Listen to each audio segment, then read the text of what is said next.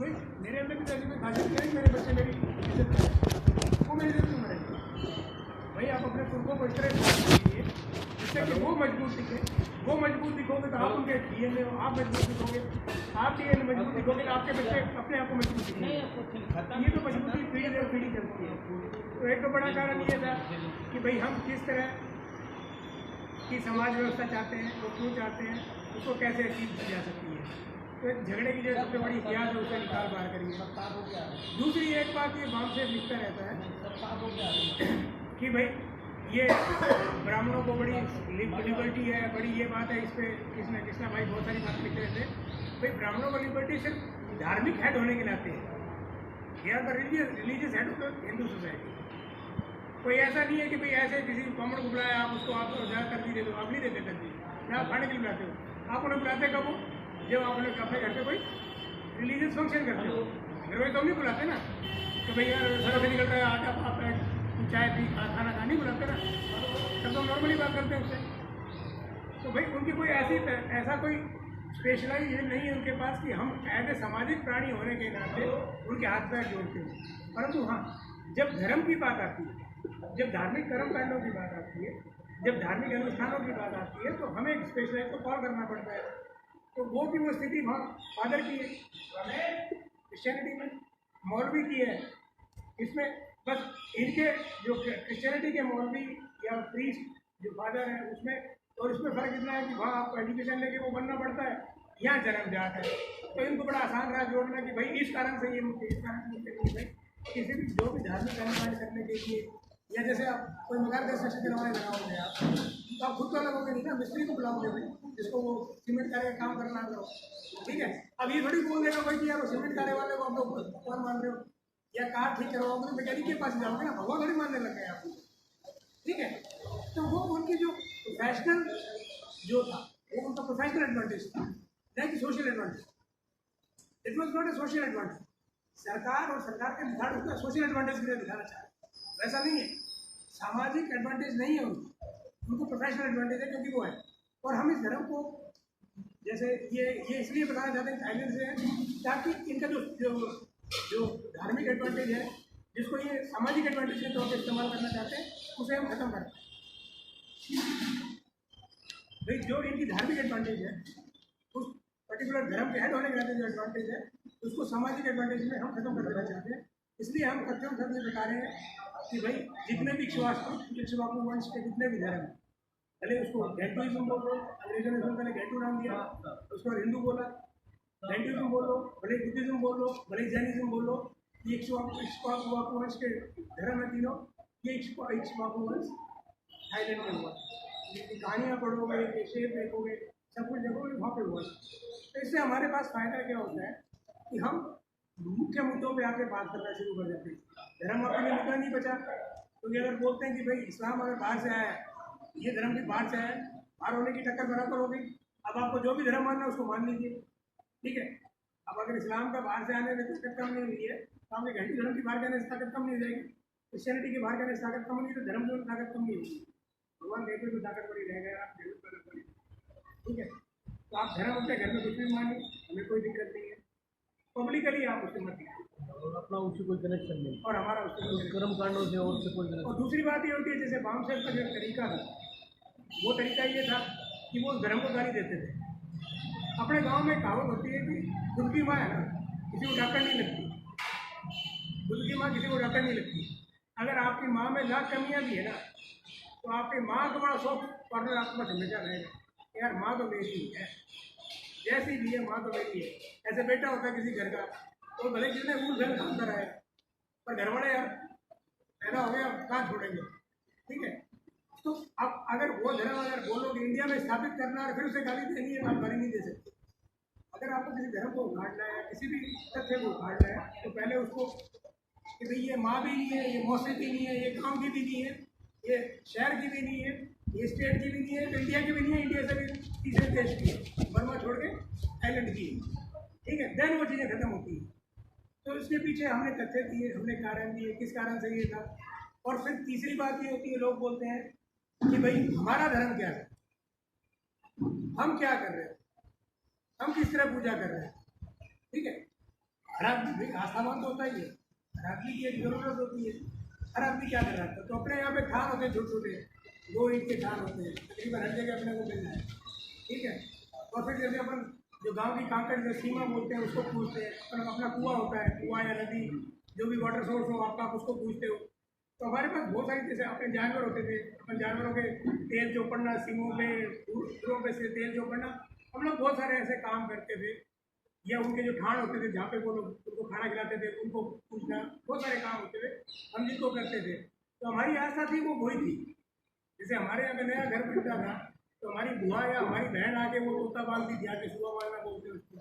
भाई हमारे अपने रिचुअल से, हमारे अपने रिवाज, हम ये नहीं कह रहे कि हम सारे रिवाज छोड़, हम अपने जो रिवाज, जो हमारे खुद के दादा घेरा बोल लो, खान बोल लो, घेरा बोल लो, पिंडी बोल लो या बूढ़ा बाबा बोल लो, जो भी बोल लो उसको, जो आपके इलाके में जिस नाम से उसको जाना जाता है, आप उस नाम से उनको लेके उनके बारे में बात कीजिए।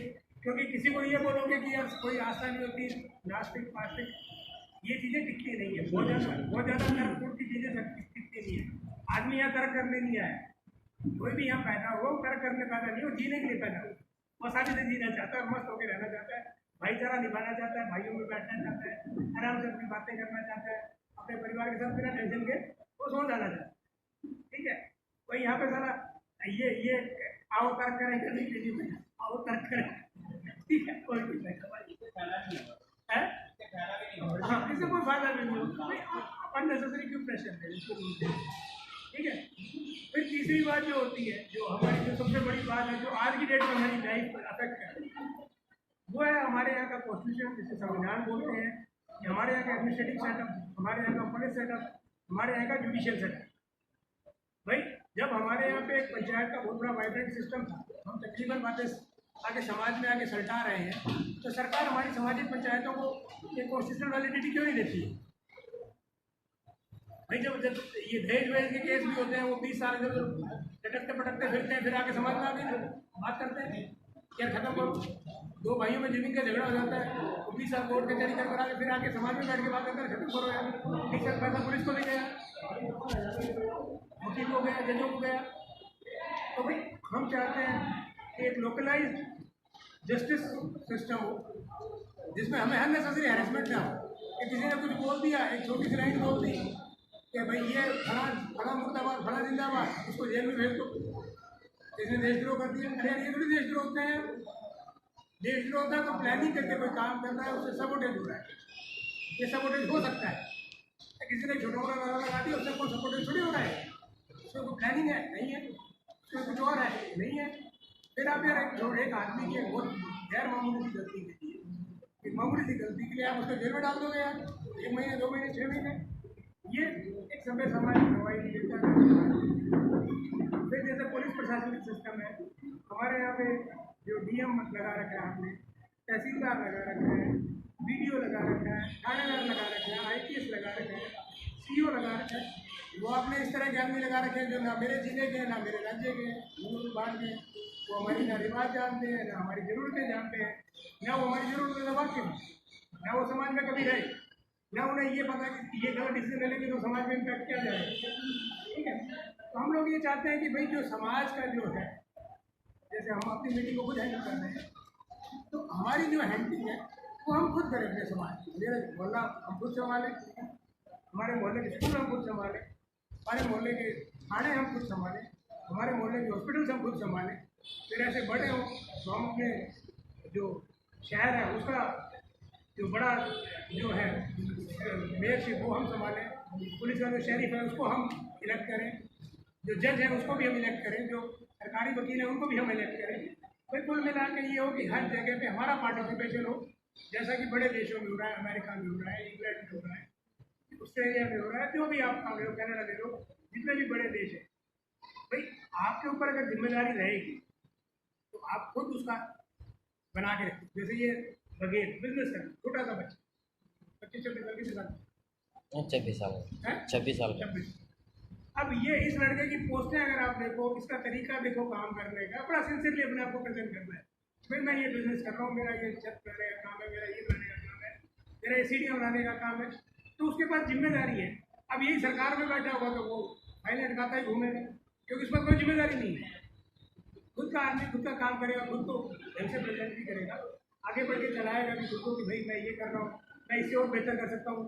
कोई मेरे जैसा सीनियर आदमी 2 सलाह देगा तो उसमें से 2 में से अगर 2 मानने लायक नहीं हुई, आधी मानने लायक तो आधी मान के उसको इम्प्लीमेंट करेगा कि मैं ठीक है, इससे मुझे थोड़ा फायदा होता है। तो जब तक समाज के ऊपर खुद के ऊपर जिम्मेदारी नहीं आएगी, ये गैर जिम्मेदारी वाली हरकतें चलती रहेंगी कि कहीं कचरा डाल दिया, कहीं कुछ डाल दिया, कहीं कुछ डाल दिया। आप घर में कचरा डालते हो? नहीं डालते, क्योंकि आपकी जिम्मेदारी है अपने कमरे की, अपने बेड की। आपकी माँ कूटती है, आप गलत कर दोगे, है ना? ठीक है, तो भाई जब जिम्मेदारी मोहल्ले की जिम्मेदारी मोहल्ले वालों के पास होगी तो मोहल्ले वाले एक कूड़ादान में इकट्ठा कर लेंगे, फिर कोई एक ट्रक आएगा उसको उठा के ले जाएगा, दूसरा कूड़ादान वहाँ रख जाएगा। ये चीज़ें आसानी से होनी चाहिए, ये नहीं कि वो सुबह आगे वो कौन सा वो कचरे वाला आया, बेबी कचरा निकाल, बेबी कचरा निकाल। अरे यार क्यों सुबह सुबह चिल्ला रहा है भाई, एक बड़ा कूड़ादान रखो, उसमें डंप कर लो, देख लो कि एक दिन में भर जाता है। शाम को एक बड़ा ट्रक आया, उसने लोड किया, नया कूड़ादान उतारा वो तो ले गए। आप क्यों मोहल्ले में घूम गए? मोहल्ले के बीच में सेंटर पॉइंट बना, यहाँ डाल दिया, यहाँ डाल दिया भाई, ये सेंटर पॉइंट है, ये सूखे कचरे का, ये उसका सूखे कचरा 7 दिन बाद हो, उसका 7 दिन में निस्तारण कर दो, उसका 2 दिन में निस्तारण कर दो।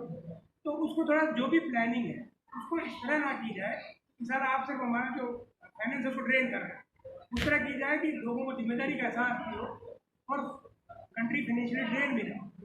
तो इस तरह की चीज़ें हम करना चाहते हैं। पुलिस व्यवस्था में भी हम इस तरह की चीज़ें चाहते हैं कि भाई हमारे लोग हों, हमारे लोग डिसीजन मेकिंग में हों।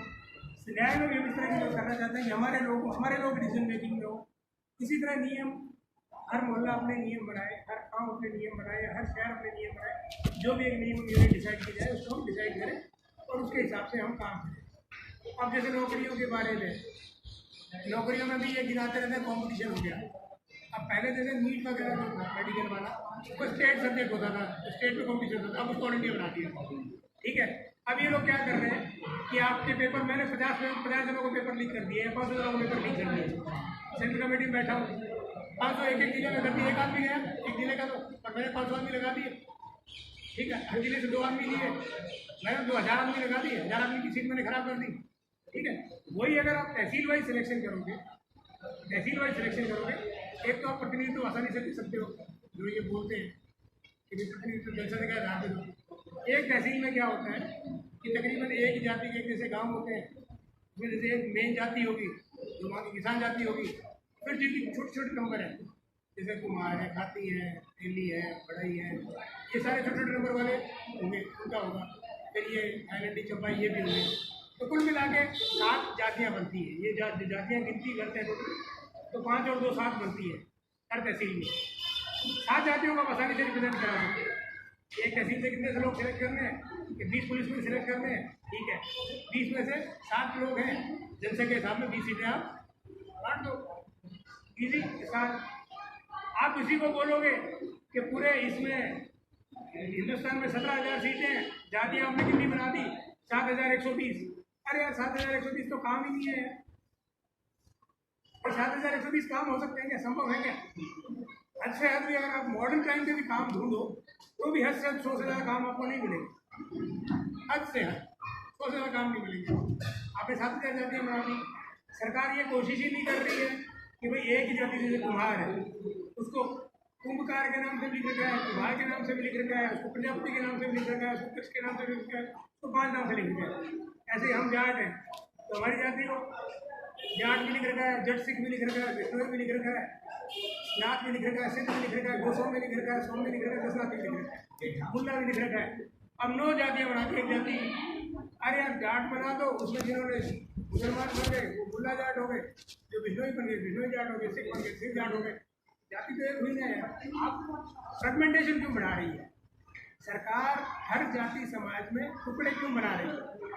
हमारे प्रश्न यही है।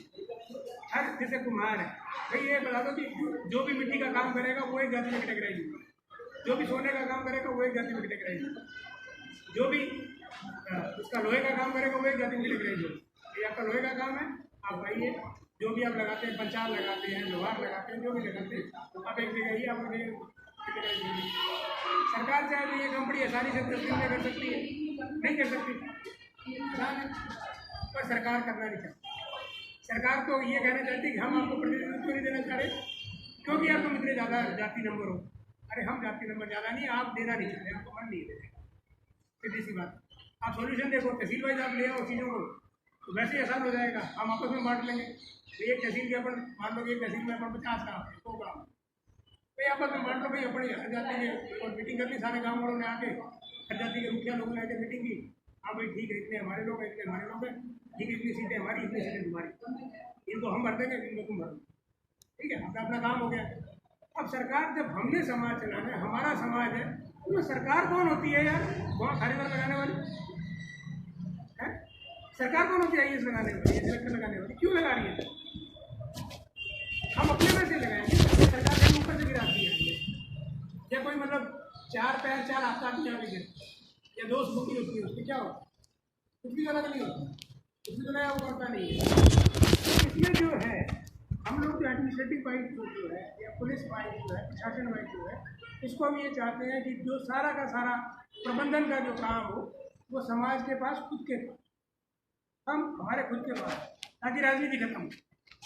भाई जब आपको अपनी जाति का प्रतिनिधित्व मिल गया, तो आप दूसरी जाति वाली नहीं दोगे, क्या दोगे? नहीं दोगे ना। आपको किसी दूसरी जाति से वोट लेना ही नहीं है, तो आप लोग वाली क्यों दोगे? ना आपने उसको वोट देने हैं, ना उसने आपसे लेने हैं, आप उसे वोट नहीं दोगे, ठीक है। तो भाई सरकार ये पार्टी वाला सिस्टम खत्म करके जातिगत प्रतिनिधित्व की बात करें कि हर जाति अपने जातिगत प्रतिनिधि को भेज देगी। और जब आप ऐसे बैठोगे, पुलिस चबूतरे में बात करोगे, तो आप गलत डिसीजन ले नहीं सकते। तो यहाँ गलत लोगे, दूसरी जाति वाले गलत लेगा, फिर समाज में आप 5-7 साल तो गलती खराब हो, फिर आपको अपना करेक्ट होना पड़ेगा। नहीं यार, ये चल नहीं रहा, तो ठीक है, इससे पहले हम काम चला गए।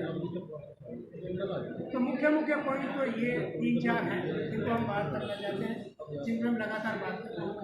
हमारा किसी धर्म को गाली देने का कोई इरादा नहीं है, हमारा किसी जाति को भी गाली देने का इरादा नहीं है। हाँ, हमारी इतनी इच्छा जरूर है कि भाई सब लोग लेवल में, अननेसेसरी ऊपर नीचे मत गिनती, वैसे बराबर है, सब भाई है, बराबर। अब कहानियाँ लिखो कि हम भूल गए हुए, अब जमीन तुम्हारे पास है नहीं, और जमीन तुम्हें मिल भी जाए तुम बेच के भाग निकलोगे। भूलने के लिए यहाँ जोर होना चाहिए, हाथों पैरों में बहुत जोर मांगता है। वो जो किसान हल जोड़ता है, उसके अंदर तो बेचारा जुटी नहीं निकलता। खेतों में देखा होगा ना, बैल से जोत रहे होते हैं, ऊँट से जोत रहे होते हैं, तो आप जूती भी नहीं पहन सकते, आपको नंगे पैर चलना होता है पूरे खेत में। ट्रैक्टर लेके लोग नीचे ऊँचे पहन के करने लगे थी, नंगे पैर चलता था किसान। बूढ़े होने के लिए बहुत जोर आता है, मिट्टी में मिट्टी होना पड़ता है, मिट्टी घर मिट्टी होना पड़ता है, मिट्टी सारे शरीर में लगी रहती है। सुबह उठ के पूजा नहीं कर सकते आप, सुबह उठ के आप अपने अनाज, जानवर को अनाज दोगे, दूध है, भैंस है, जो भी है आपके यहाँ, गाय बैल जो भी है, उसको अनाज दोगे और आगे। और तीसरी एक बात जो है, सबसे बड़ी बात अभी जो चल रही है, वो चल रही है गाय को लेकर। गाय एक सरकारी जीव है, मतलब यहाँ पे हिंदुस्तान में जितने भी मुद्दे हैं ना, वो सारे सरकारी मुद्दे हैं। सरकार उनको आस्था का नाम देके आपको ठोकना चाहती है। जैसे छुआछूत सरकारी मुद्दा है, सरकार उसे लागू कराना चाहती है कि जातियों में लड़ाई है। इसी कारण ये एट्रोसिटी एक्ट आया था, दहेज बना दिया, लड़कियां भाग जाए तो माँ बाप को गोली मार दो, फांसी चढ़ा दो। सरकार ने बनाया, ये सारे नियम सरकार के बनाए हैं। हाँ, सरकार सुरक्षा दे रही है। एक बार ऐसा क्या काम कर रहे हैं वो लोग भाग के, वो लड़के लड़कियां क्या काम कर रहे हैं भाग के, कि सरकार उन्हें सुरक्षा दे रही है। सरकार एक श्वेत पत्र जारी करे कि भाई इतने लड़के लड़की भागे, उन्होंने शादी की, इन्होंने ये बड़े बड़े अचीवमेंट्स किए, भाई साइंटिफिक अचीवमेंट्स किए, सोशल अचीवमेंट्स किए, या किसी और तरह के अचीवमेंट्स किए, तो चलो सुरक्षा तो समझ में आता है। आपने एक परिवार तोड़ दिया, एक बाप की इतनी बड़ा इज्जत को नाक काट दिया आपने, वो बेचारा आदमी घर से बाहर निकलने लायक कोई उम्र के लिए नहीं रहा, ठीक है, उसके ऊपर सरकार उसको सुरक्षा दे रही है, और वो बेचारा आदमी वैसे ही मर गया है, सामाजिक दबाव में, खुद के मोरल से, खुद के नैतिक दबाव में मर गया है। आप उसको जेल कर रहे हैं, आप उसको सजा दे रहे हो।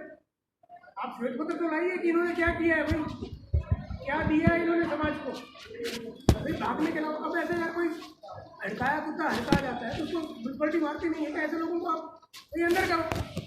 भाई आपके अंदर अगर हार्मोन ज़्यादा चल रहे हैं, अंदर करो, भाई सेल में डालो, जेल में डालो।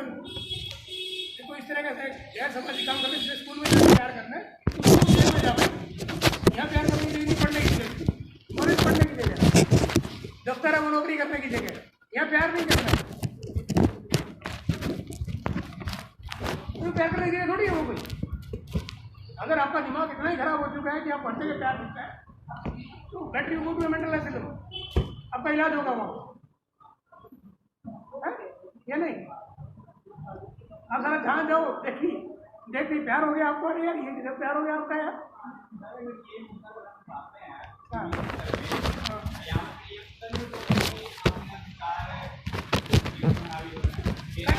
भाई आपका अधिकार वहाँ खत्म हो गया, समाज का अधिकार नहीं होगा। ये तो आपकी जो राइट देखो फंडामेंटल राइट लिखा हुआ है कि आपके अधिकार वहाँ खत्म हो जाते हैं जहाँ समाज के अधिकार शुरू होते हैं। हर अधिकार की आप रंगे नहीं बोल सकते भाई, आप तो बोलो हमारा अधिकार है, हमारे भी अधिकार है, हम भी ठीक है। आपके अधिकारों के लिए हम अपने आप को नहीं मारते, आपका अधिकार वहाँ खत्म हो जाता है जब समाज आपको सहमति देना बंद कर देता है। मेरा बोलने का अधिकार वहाँ खत्म हो जाएगा जहाँ आप मुझे बोलने की सहमति देना बंद कर, सुनने की सहमति देना बंद कर देंगे, खत्म। भाई अधिकार है आपका, आप अपने माँ बाप से बोलिए, वो करके देंगे। अगर उसके माँ बाप आपके माँ बाप को आप पसंद है आप कर लीजिए, हमें कोई दिक्कत नहीं, हम ये नहीं कह रहे। परंतु इस तरह भाग रहे हो आप, कोई बेचारा आदमी है उसने उस लड़की को या लड़के को 20-25 साल पाला है और उस आदमी की अगली 25 साल की ज़िंदगी जो कि आखिरी ज़िंदगी होती है बड़ी मुश्किल से गुजरती है, वो टाइम बहुत धीरे धीरे निकलता है। जैसे ही आदमी 50 साल का होता है, 60 साल का होता है, तो वो एक एक दिन बड़ी मुश्किल से निकलता है। ना दोस्त बचते हैं, ना औलाद बचती है, ना समाज बचता है, बहुत धीमा धीमा वो एक दिन साला पहाड़ की तरह टूटता है। तो वो असली जो दिन पहाड़ की तरह तुम्हारी एक बेवकूफ़ी से वो आदमी की, उस औरत की जो तुम्हारे माँ बाप हैं, क्योंकि जो ज़िंदगी तुमने जहन्नुम कर दी, उसका क्या है? उनका अधिकार नहीं है?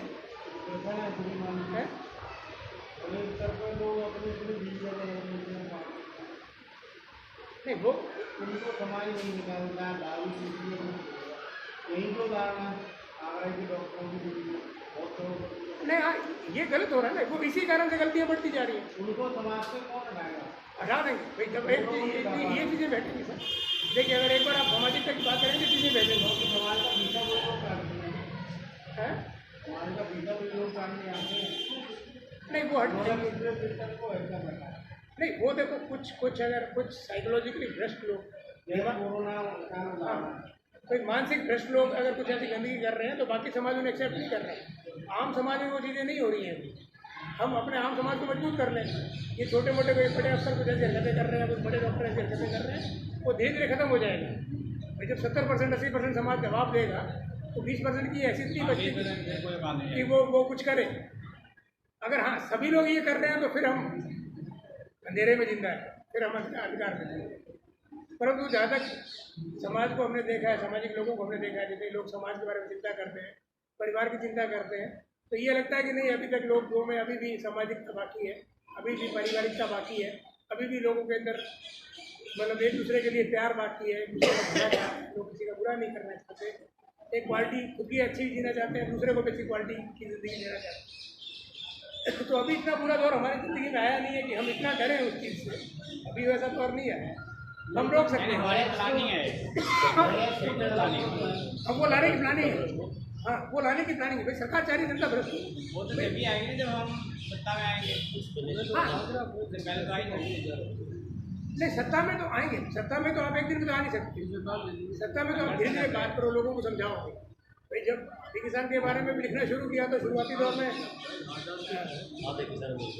महेश कृष्णा भाई और हम दो फर्स्ट डे जब हमने ये शुरू किया था ना, तो पहली लाइन लिखी गई थी कि गांव में मंदिर 1921 के बाद बनने शुरू हुए, यानी गांव में 1950 के बाद शहर बनने शुरू हुए, शहरों में 1921 के बाद बनने शुरू हुए। तो he was the first man to second that कि भाई हमारे गांव में हाँ इस सेंसस में मंदिर, इस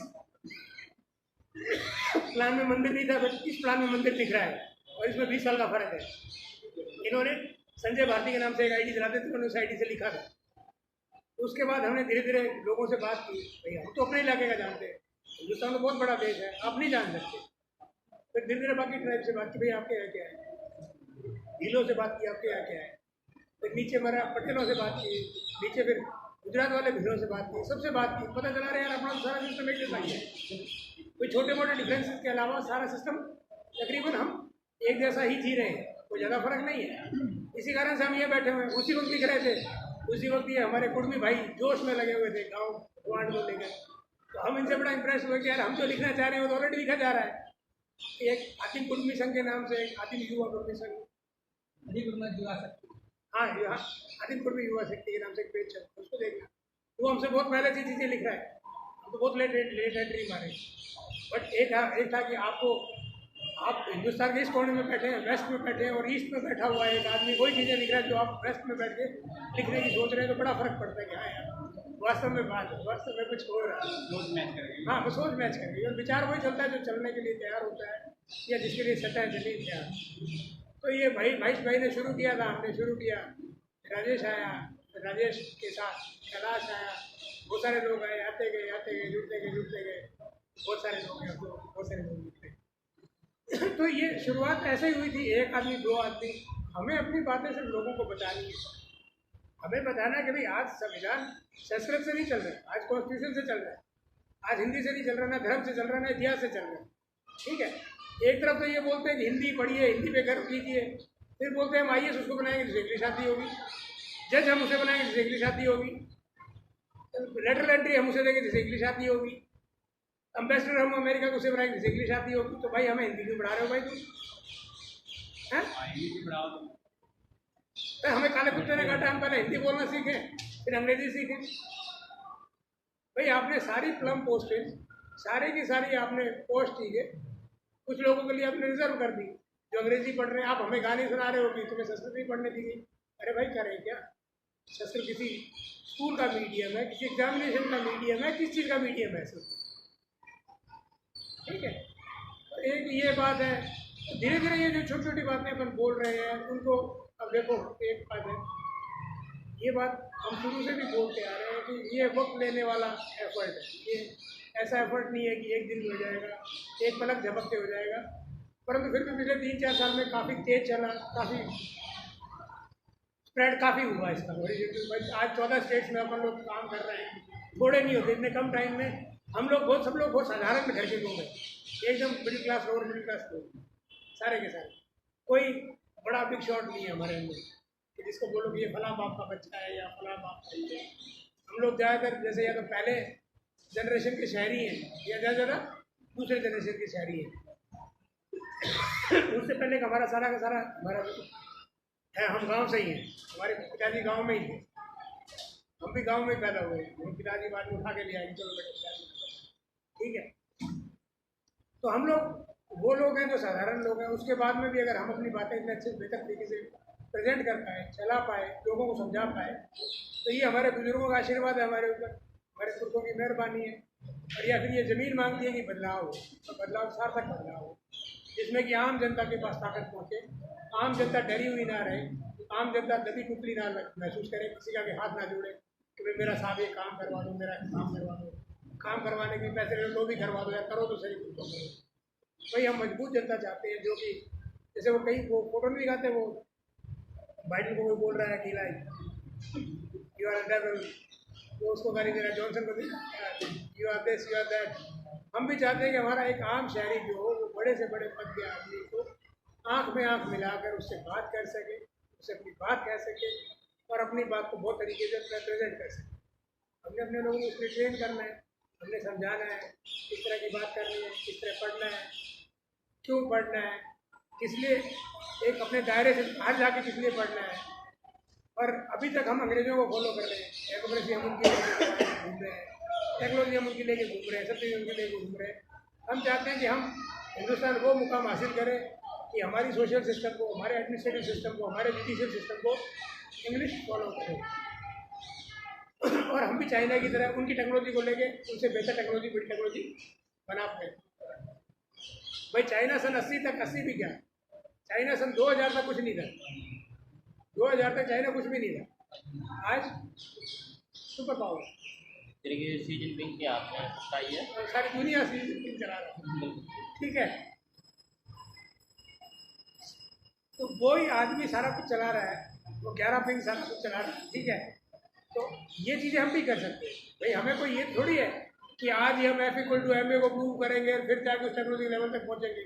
भाई टेक्नोलॉजी जिस लेवल तक पहुंच चुकी है, जैसे कि एप्पल के इस लेवल तक टेक्नोलॉजी पहुंच चुकी है, हम इसमें बहुत ही माइनर मॉडिफिकेशन करके और हम अपना प्रोडक्ट लॉन्च कर दो।